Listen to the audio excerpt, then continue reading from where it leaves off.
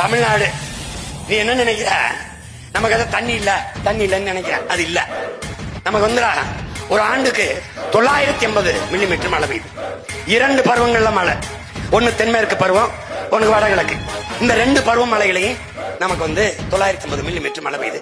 குறைஞ்சது டிஎம்சி கணக்குல 4000, 4500 டிஎம்சி தண்ணீர் பெய்யுது. இப்ப 4300 டிஎம்சி வச்சுக்க. இதுல என்ன கொடுமைன்னா, பல இதை நம்ம சேமிக்காதனால அது நீராவியாகி போயிருது. பல இது இந்த கழிவு நீர்களை விட்டு நாசம் பண்ணிடுறோம். பல இதை சேமிக்காம ஏரி குளங்களை, குட்டை கம்மாய்களை, தாங்கல்களை, ஏந்தல்களை வெட்டி சேமிக்காம கடல்களை விட்டுறோம். இப்ப எப்படி சீமாந்தி சரி செய்வ? 950 மில்லிமீட்டர் 1000 டிஎம்சி 1500 தான் எனக்கு அதிகபட்சமா பயன்பாட்டுல இருக்கு. அப்ப நான் என்ன செய்யறேன்?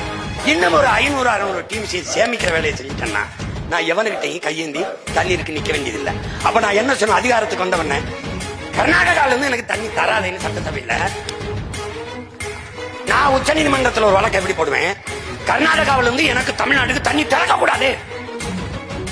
பெரிய வெள்ளமா இருந்தாலும் அவன் சிக்கி சாயமே ஒழிய எனக்கு தண்ணி திறக்க கூடாது.